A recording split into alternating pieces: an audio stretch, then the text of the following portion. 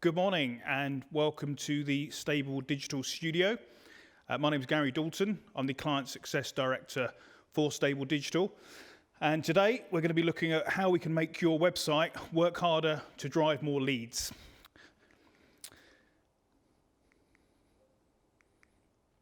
What we'll be covering today in about 25 minutes of a presentation is a number of different areas in terms of website development, how to drive better quality traffic, understanding your target audience, but also looking at how we can nurture leads and how we can turn traffic into paying customers as well. So as I say, it'll be about 25 minutes and then there'll be some time for questions afterwards as well, of about 10 minutes. And hopefully, you'll get some really good understanding of the topic. We're going to keep it fairly top line. We're not going to go into massive detail, but we're going to be looking to try and provide more information over the coming weeks, over the coming months, with more detailed analysis as we go on. Some of the goals and objectives, I think it's important that we first set some goals, some KPIs, because one of the things that's very easy to do is embark on activity like this, but actually not really think about what it is you're trying to achieve and what you're trying to do.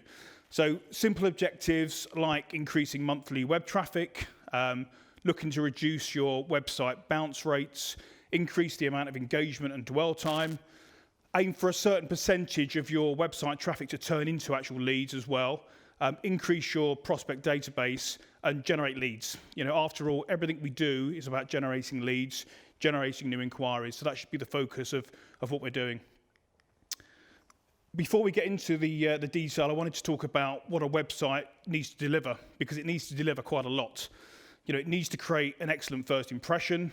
The key thing is with any website is you've only got a few seconds to make that impression. So if you're not being relevant to people, if they don't like the look of the site, you're going to lose people straight away. So with that in mind, it needs to be very clear, very simple, very relevant to the user you're trying to engage with, very easy to navigate as well and easy to use, which goes without saying. It should look very professional, trustworthy. It needs to be high quality design. The content needs to be well written, not only for the user, but also for search engines like Google. And it needs to provide all the information a user needs to give them the detail they require. In addition, we need to be clearly showcasing products and services you offer. There's a lot of instances where companies don't really do that properly, not only from a user perspective, but also from a Google's perspective as well in SEO. And also, it's good to get across your personality. Depending on the type of brand you are. If you're a legal firm, obviously you need to be a bit more serious. But if you're an e-commerce brand, then perhaps you can kind of get across being a bit more quirky. So it's important you kind of convey that personality as well. So before we go further, I think the first thing to look at is how we look to build a website to drive that traffic. It's important that when you first start out on building a new site, you think about what you need to do technically to make sure you're getting the traffic, particularly from SEO and from organic traffic. So on a very basic level, the first thing you need to think about is the structure of the site and the navigation of the site. Not only does it need to be simple for the user, but it needs to be easy to navigate for Google and other search engines. So that's a real critical thing that we need to talk about. It needs to be built well. So many websites I come across just aren't built well enough in terms of the code, the structure, and it leads to problems with loading speed. It leads to problems with mobile responsiveness, which are other factors that Google looks for when it's ranking websites on search engines. The content needs to be well written as well, and it needs to be relevant and good quality. Again, a key ranking factor for Google is quality content, and the site needs to be optimized for search engines, which we'll come on to now. So one of the key factors of any website for Google is high performance. It needs to be fast loading, it needs to be mobile responsive, and it needs to make sure that whenever you're visiting a site, it loads quickly. That's important for the user, but it's also important for Google as well. One of the other key things is thinking about the keywords. What keywords are you looking to rank for on your website? Make sure those keywords are within the content of the site. The pages are optimized for those keywords, and actually build individual pages with individual URLs for those keywords as well. Things like metadata you may have heard of. Metadata is really important. Metadata is not necessarily going to be seen by the user. It's going to be seen by Google, but it gives Google an understanding of what that page is all about, and what the kind of key topics and keywords it needs to focus on. The metadata, the meta description, is the bit of the information that's seen when you do a search on Google as well, so it's important to get that right. Optimizing images, if you compress your images on a website, if you make sure that they're optimized for search engines, then it will speed up the website as well. Critically important. And also things like internal links, which is very easy to do. You can have links within your own website linking to different pages, which again is a key indicator for Google in terms of ranking for search engines. And then kind of other basic things like making sure your website's got an SSL certificate, which is the certificate which ensures that when you go onto a site, it shows it as secure. It's a key factor as well. And also things like setting up Google Analytics. Very easy to do, very basic, but again, it helps Google to find your site. It helps you to index your site as well. So there's a huge number of factors that make Google find your site or not, and you need to kind of go through the site almost like a checklist and just check to make sure your site's, from a technical perspective, is as good as it can be. One of the things you can do, which is very quick and easy to do, there's lots of free tools online, is do an SEO audit. By doing an SEO audit, you can get a checklist of all the things you need to work on for your site to make sure that technically it's in the best possible place. This is an example of a really good site from a technical perspective, strong on the SEO across all the different factors that Google looks for. But generally speaking, there's always room for improvement. There's always things you can improve on to help with your SEO. So from a traffic perspective, SEO is crucial to drive organic traffic, to drive your rankings on Google. And it takes time. It's not something that will happen overnight. It takes many, many months. But it's worth doing it and worth kind of embarking on sooner rather than later to start driving that organic traffic. So how do you drive high quality, relevant traffic to the site? There's a lot, I always get asked that question, what's the kind of best channel? What's the best route? What's the most cost effective route to drive traffic? And there's no kind of simple answer. There's huge numbers of channels, huge numbers of routes to market in terms of getting traffic. And it's very dependent on the individual website, individual client, individual sector. What we're going to focus on today is SEO, which we've kind of already touched on in terms of on page. We're going to talk about paid digital advertising, so things like Google AdWords, Facebook advertising, LinkedIn advertising, Instagram, that type of thing, and content, so inbound marketing, creating content to drive traffic. Social media we're going to park for now. We may come back to that in another session, but everyone knows what social media is. The critical point with social media really is good quality, regular content, regular posting that engages users. Email marketing as well, is a great way to drive traffic. I think it's kind of frowned upon generally, but if you're creating relevant, engaging email newsletters that your audience is going to want to look at and will resonate with, then it will drive traffic. So again, that's another route we're not going to look at today, but it's another route where you can drive some decent traffic back to your site and keep you top of mind with your user base as well. So how does SEO work? On a very, very basic level, which is what this is, here's a kind of an understanding of how it works. I mean, essentially, what you're looking to do first is create keywords. So these are the words and phrases that people type into Google and other search engines when they want to find a product or service they're looking for. So the way to do this is initially think about what would your customers, your clients, your potential users be searching for when they want to find your product or service. There's various different keyword tools. Google has one. Again, online you can find many where you can find keywords that are relevant. You can find how much search volume those keywords would generate for you, and also look at the competitiveness of those keywords as well. Some keywords are easier to rank for than others. So again, you can kind of understand that through these online tools. Once you've kind of got your keywords, and it may be 15, 20 keywords initially, you can then start creating content on your site for those keywords. And you can start creating pages and have URLs for those keywords.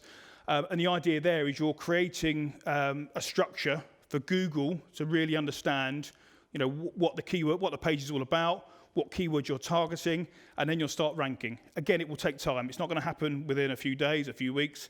It's going to take months. And there's various different things you can do to help improve the speed of indexing those pages. Once you've got those pages, once you've got that content in place on your site, you can then start to build backlinks. And we'll come on to what backlinks are in more detail later on. But essentially, Backlinks are links back to your site from third-party sites. And the reason they're important is because Google will then send its bots out onto the web. They'll more likely find your website by clicking on other links, and eventually they'll get back to your site. And the more the bots, the spiders, get back to your site, the more relevant Google thinks your site is for that particular keyword.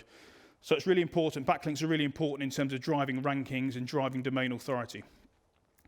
Obviously, the more backlinks you have, the more content, the more keywords you're ranking for, the better the visibility of your site in terms of Google viewpoint, but also other search engines. So you'll start seeing eventually your search engine rankings improve, which is called SERPs, search engine rankings. And once they improve, you'll start driving more organic traffic. And that's essentially what you're wanting to achieve with SEO. It's all about organic traffic. The more organic traffic you generate, the more leads, the more inquiries, the more orders you'll generate off the back of it. This is a bit more in depth in terms of the process. One of the other things you can do is look at what your competitors are doing. Again, there are tools online you can use to understand what your competitors, how they're generating their traffic, what kind of techniques they're using in terms of SEO, what keywords they're targeting as well. So that's a really good way of doing the initial research. Content optimization. So, once you've got your pages, just make sure you're optimizing those pages for those relevant keywords. Submitting your pages to Google and other search engines, which you can do, as I said, through things like Google Analytics, making sure that's set up, but also things like Google Search Console, which is basically another free tool that Google offers. You can set up Google Search Console within a few minutes, but that also makes sure that when you add new pages, you can index them on Google, and you could also add things like sitemaps, which are really important as well. So the other key part of this really is the analysis and tracking and reporting. So just making sure that every week, every month, you're tracking where your keywords are, making sure you're seeing improvements every month, because every month, every time you see improvements, you will see more organic traffic. And again, there's lots of tools online, paid and non-paid, and Google Analytics as well, that you can use to understand what's going on your site. Off-page and on-page. So you may have heard of these terms before. On-page is basically what we went through at the beginning of the presentation in terms of the keyword strategies, the optimization of your content on your pages, making sure the URL structure is correct, making sure technically the site is loading quickly, it's mobile responsive. Basically anything that happens on the page, anything that happens technically is known as on-page SEO. The off-page side of things is more the kind of backlinks. So this is where you're getting third-party links coming to your site. And there's various different ways in which you can do that. Things like PR articles are great. If you're writing PR articles, you can get the backlink off the back of that from the third-party media publication. But there's also things like directories, social media links as well, are useful for that. So there's a number of different ways where you can drive backlinks. You should do it manually. It shouldn't be something that's done via, spammy techniques or directories. If an agency comes to you or somebody comes to you and says, we can basically drive hundreds of backlinks for you and we can get you to the first page of Google within a month, beware. It's not going to happen. It takes a while. It takes a while to build the links. It takes a while to get those rankings up. But, it's something that should be done gradually. It should be done continuously. And then eventually you will see the fruits of your labor over a period of time. The main benefits of SEO, as we kind of touched on, is essentially about rankings. The more rankings you get, the more keywords that are ranking on Google, especially on the first page, the more organic traffic you will generate. And it's the organic traffic you want because organic traffic generally is better quality. You're going to get more leads off the back of that. And over time, you'll generate more traffic. You'll continually generate more traffic. So all the hard work you do initially for the first 3, 6, 12 months will help you in the future in terms of building up your traffic levels over time. It will also help build brand awareness as well because you're more visible on Google. You're being seen more readily, and that will lead to more orders, more inquiries, and more leads. I want to come into inbound marketing now, which is also known as pull marketing. And it includes SEO, it includes content marketing as well, and things like social media. But the key thing with inbound marketing is that it's not paid. You're generating the content, you're generating the different channels that will hopefully drive traffic back to your site, but it's not paid advertising. So you're not kind of forcing yourself on anyone, you're kind of pulling people in, and that's what's known as kind of pull marketing. So people will eventually find your content online, whether it's on search engines, it could be on third-party blogs, whatever it might be, but they'll find you and they'll come to your site. So again, the quality of that traffic's a lot better than paid advertising because you're not forcing people to come to you, they're coming to you of their own free will. So again, this is one of those activities that isn't going to happen overnight. You're not going to suddenly put out a blog post and suddenly see thousands of people coming to your website. It will happen over time. So the more you do, the more you'll get back. The more content you create, the more visitors you will drive. It's not something that will happen, but social media is important for this. Creating a blog and posting regularly on a blog, SEO, making sure your website is fully optimized as well. And things like marketing automation also comes under this umbrella, which we'll come on to a bit later as well. Some of the types of content you could expect to see in terms of content marketing, which is one facet of inbound marketing, is things like social media posts. Again, you don't have to post every day on social media. It's more about the kind of the quality rather than the quantity. Boosting of those posts can also help. SEO, press releases, even if you don't get a huge amount of coverage from a press release, it's another piece of content that can go on your site. You can push it out via online wires and you'll generate some traffic off the back of that. That's more about the kind of attraction. You can also engage people on your site by using tactics such as white papers, video content, webinars, ebooks, podcasts, email newsletters, infographic, all these kind of things. Once they get to your website, it engages with them. And obviously then the conversion side of things, which is more about the email marketing, customer relationship management, consultations and proposals. So it kind of goes through almost like a funnel of getting people to your website, engaging them once they're on the website to create some sort of action, whether it's an inquiry, whether it's data capture, using things like white papers, and then trying to convert them through email marketing, marketing automation, and just trying to engage with them post-inquiry.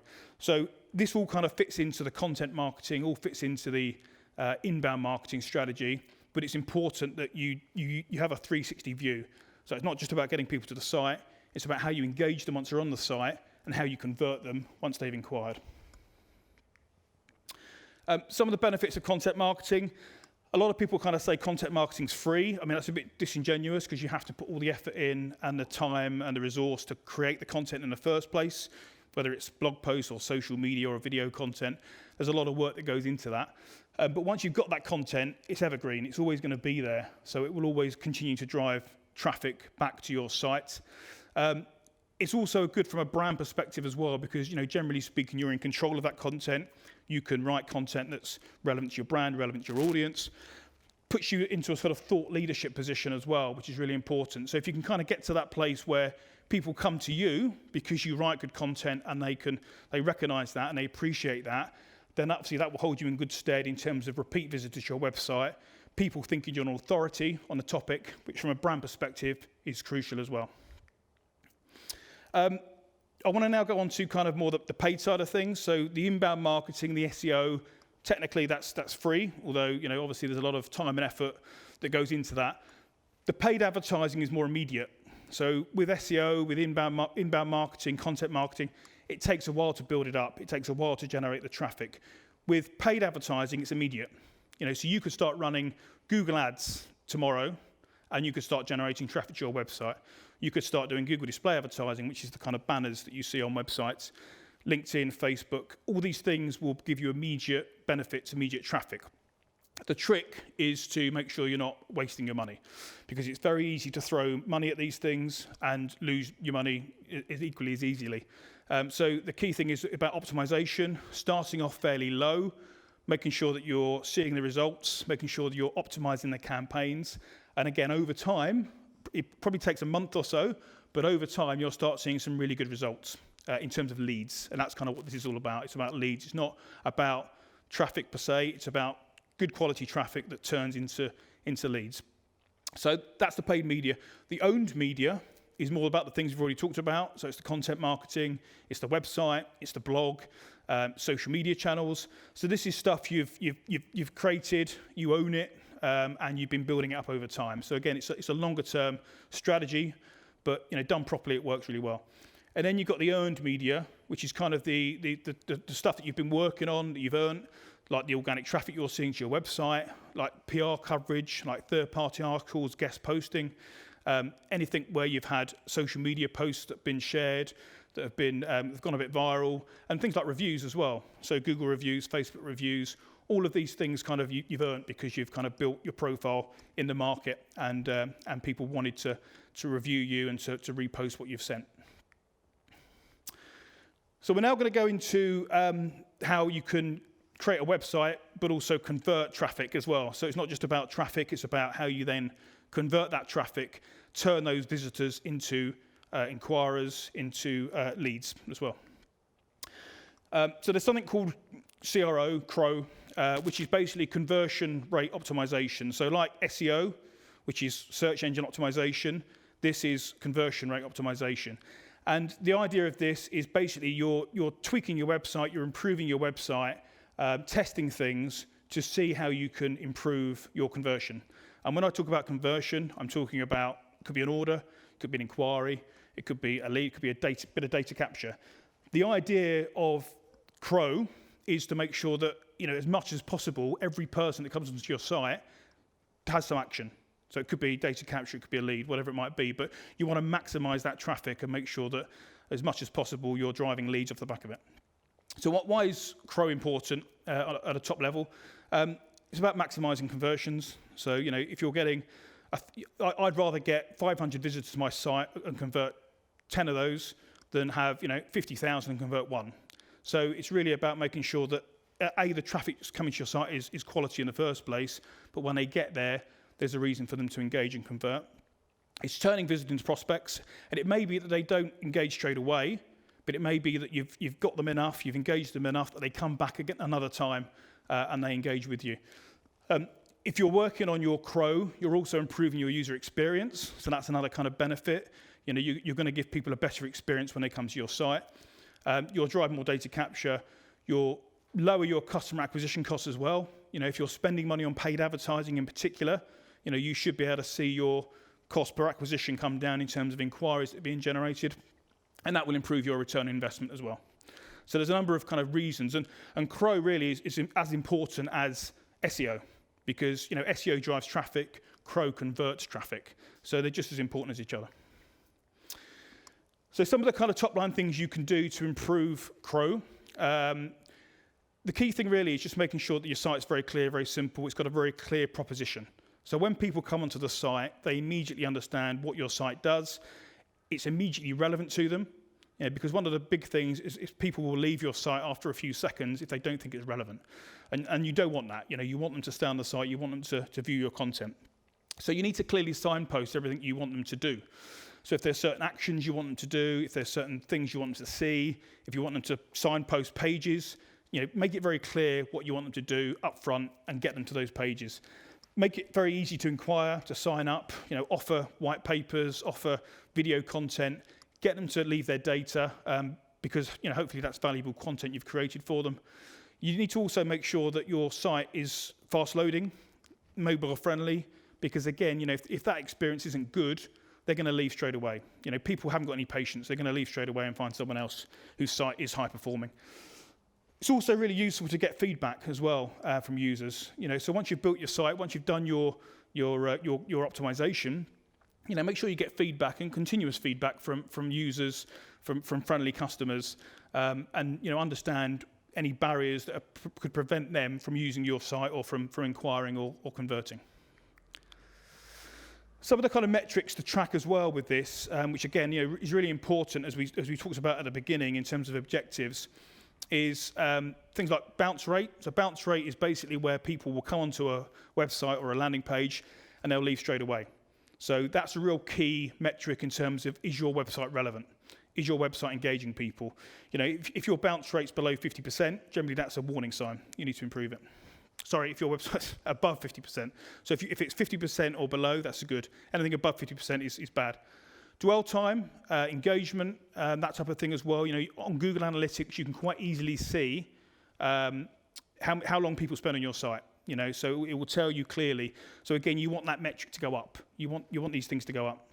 Exit page rate, again, something on Google Analytics. Essentially, that's looking at which pages people are leaving your site. So is there a particular page where they're getting to and then they're just leaving? So you can understand what you might need to do there.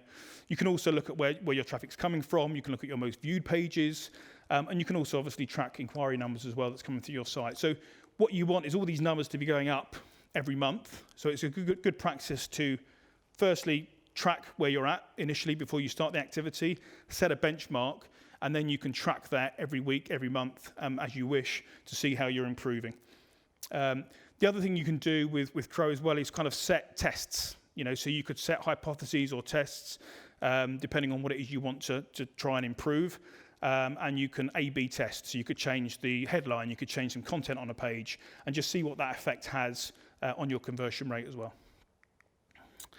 Landing pages are really useful as well if you're working across different sectors, different types of audiences, you've got different products and services you're trying to promote.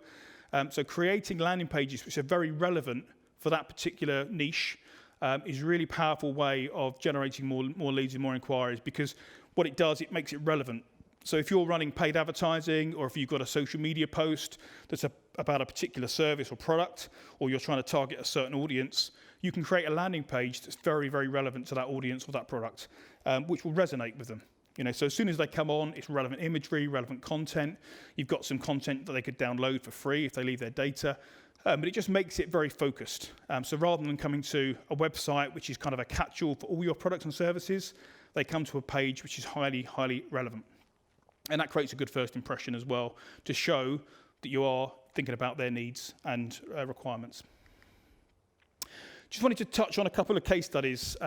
This is a company called Aventura, who are based in Dubai. They're a kind of like a Go Ape type of company, outdoor adventure.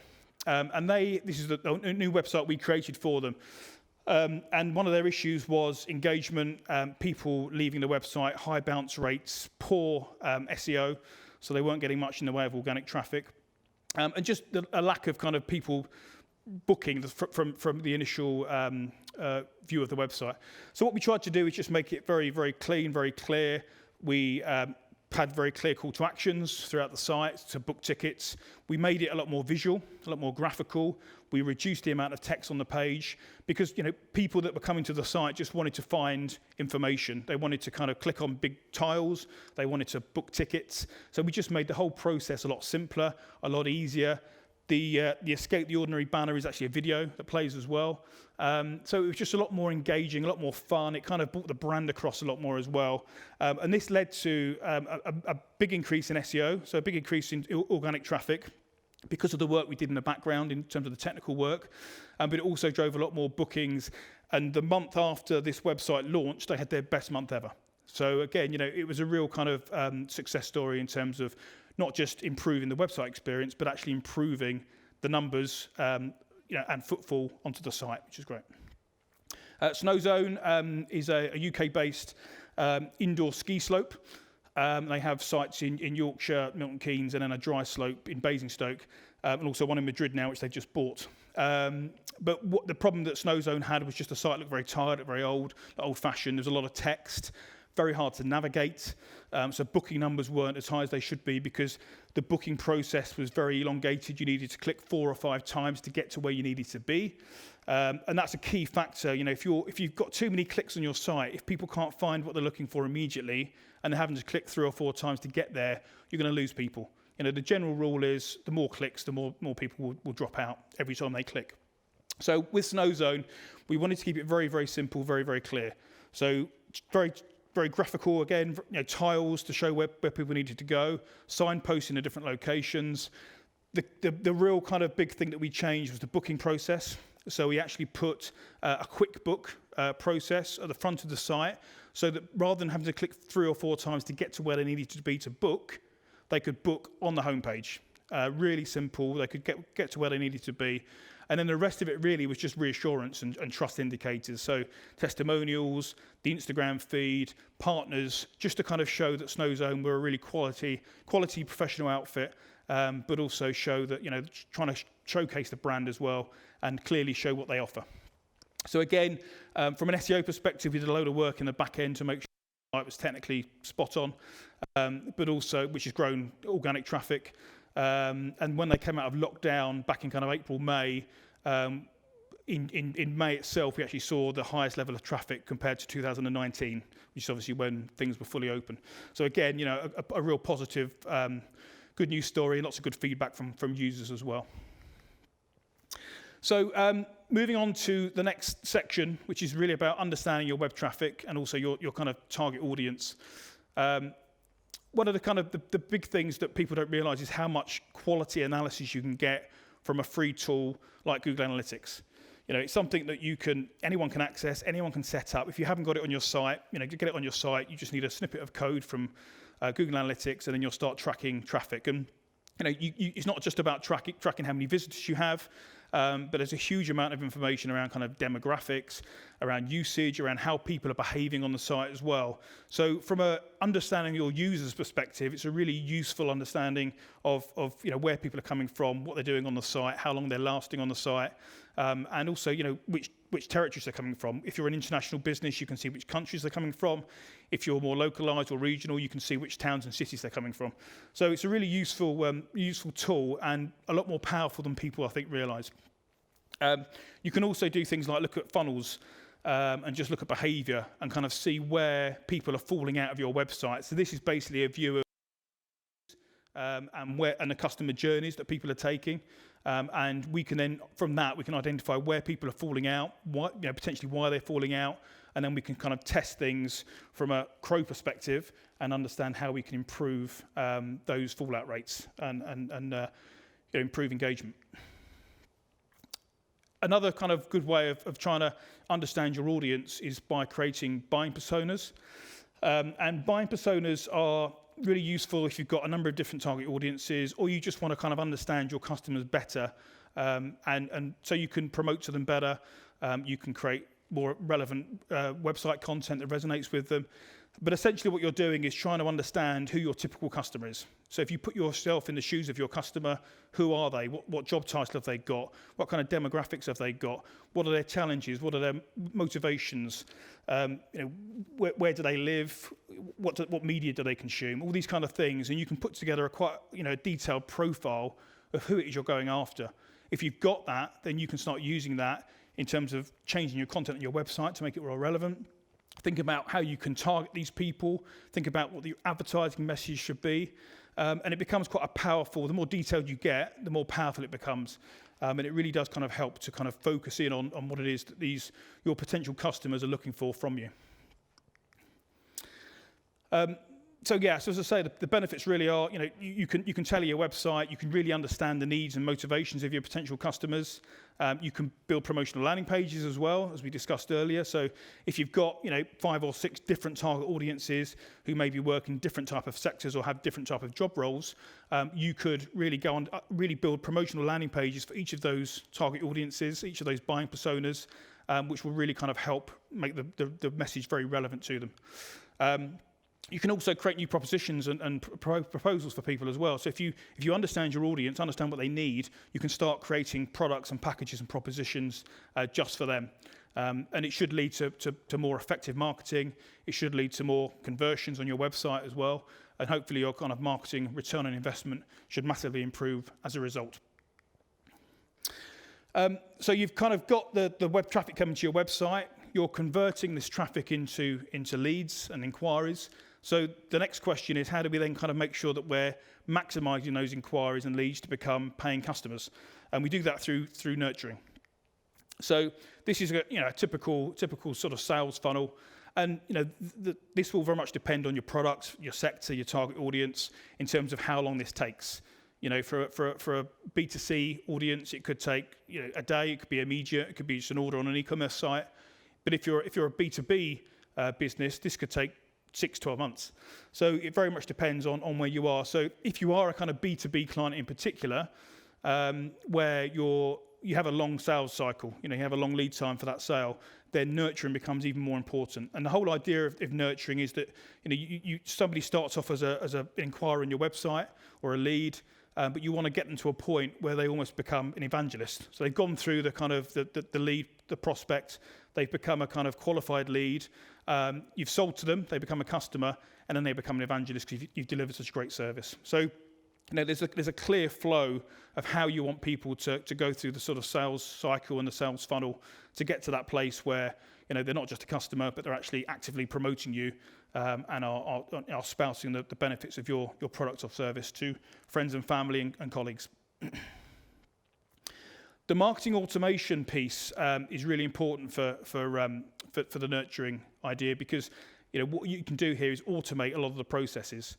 So in an ideal world, you want to be in a situation where a lead comes into the website or a visitor comes to the website, they become a lead, and from that moment on, yes, you can have some human interaction with them, you can speak to them on the phone, you can go and meet them, whatever you need to do, but also you can follow that up automatically.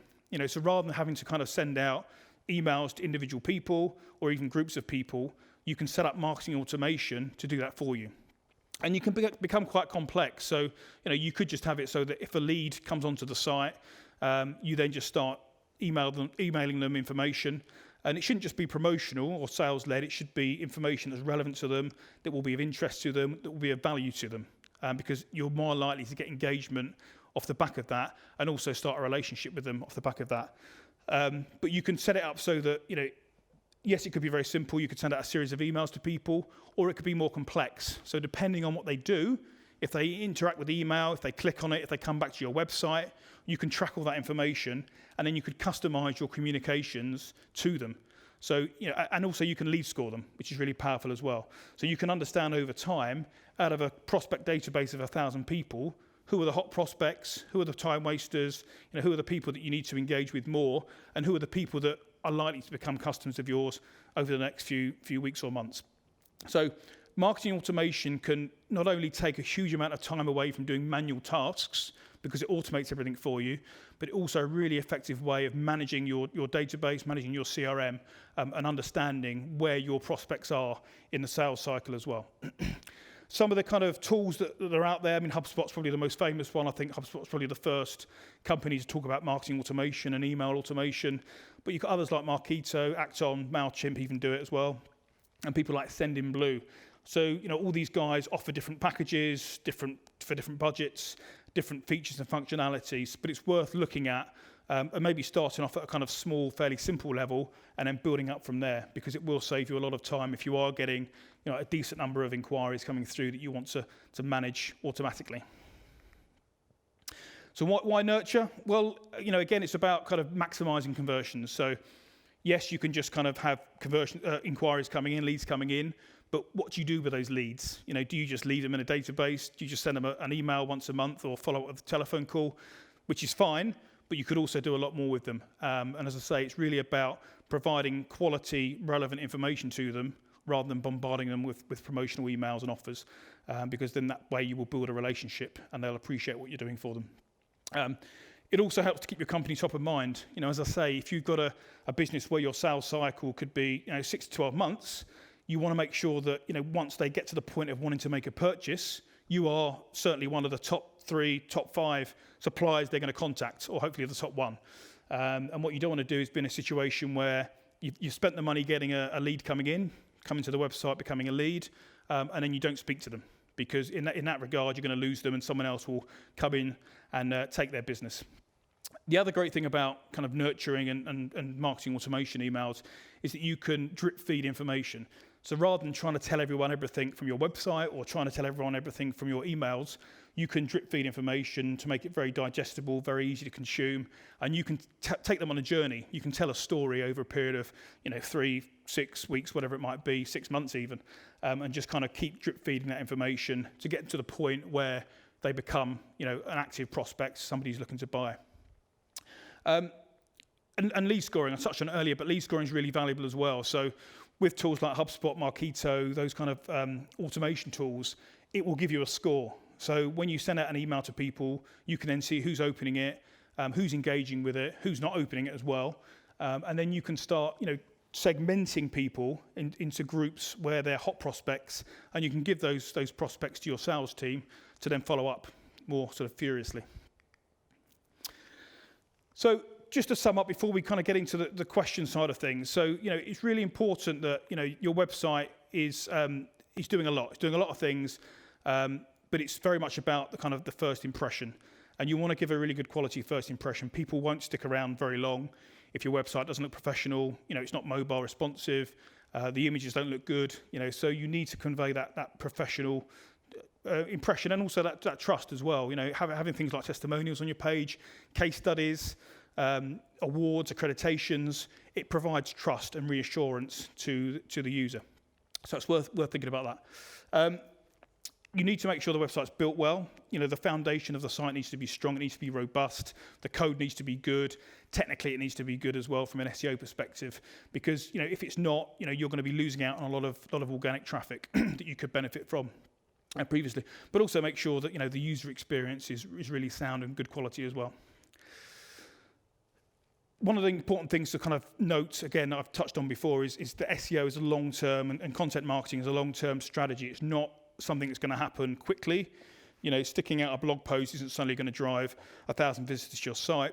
It takes time. You need to build it up. And the more you do, the more build up you'll get if you're optimizing it properly and doing the right things and technically making sure your website is sound. But it's going to take a bit of time. You can drive traffic immediately through paid advertising, but you're not going to get it straight away from SEO. And anyone that tells you that is lying to you. So just beware.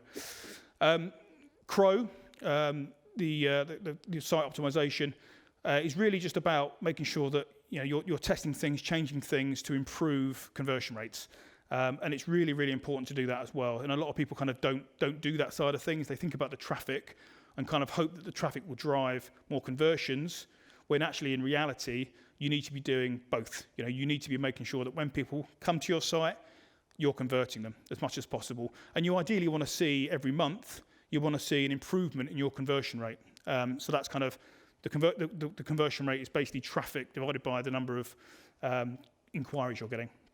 So really important that you focus on Crow as well. Really important to understand who your customers are as well. It's worth spending some time to put together buying personas. And again, they don't need to be massively complex initially. You could do something simple and build it up over time.